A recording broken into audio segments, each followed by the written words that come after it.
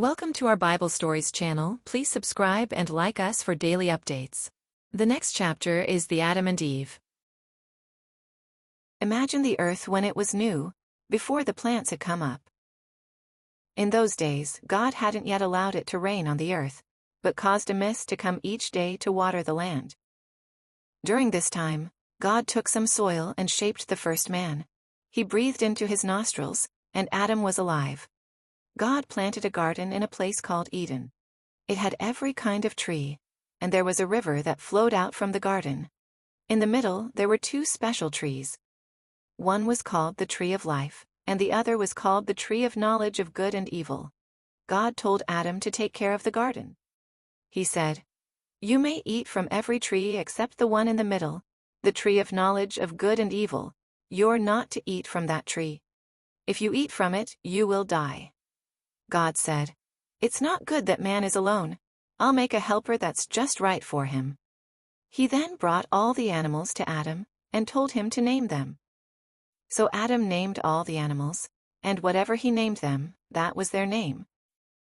As he was naming them, he noticed that all the animals came in pairs, male and female.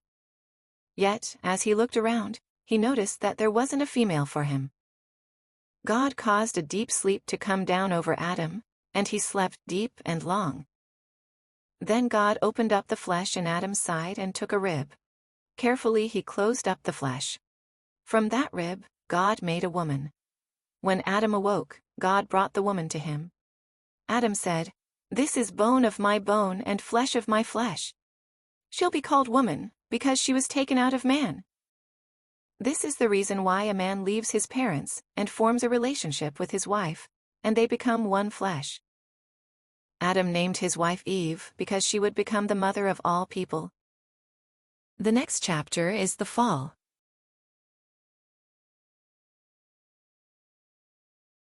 God created Adam and Eve and provided all they needed in the Garden of Eden. Like the animals, they had no need of clothes, yet they were not ashamed. The snake was most clever of all the animals. One day he said to Eve, "Is it true God won't let you eat from all the trees in the garden?" "Oh, we can eat from all the trees. That is, except for the one in the middle. God said that we aren't to eat that fruit or even touch it. He says if we do, we'll die." "It's not true, you won't die. God told you that because he knows if you eat that fruit, you'd be like him, knowing good as well as evil." The woman looked at the fruit. It was beautiful and looked delicious. She thought, "If I eat this fruit, it'll make me wise." So she took the fruit and ate it. She then gave some to Adam and he ate it as well. Suddenly they realized they were naked. So they sewed some fig leaves together to make coverings for themselves.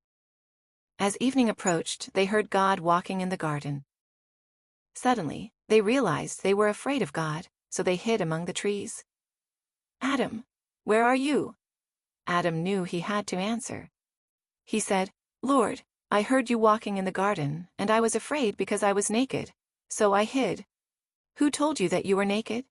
Did you eat of the tree from which I told you not to eat?" "It was the woman you gave me. She gave me the fruit, and, yes, I ate it." God turned to Eve.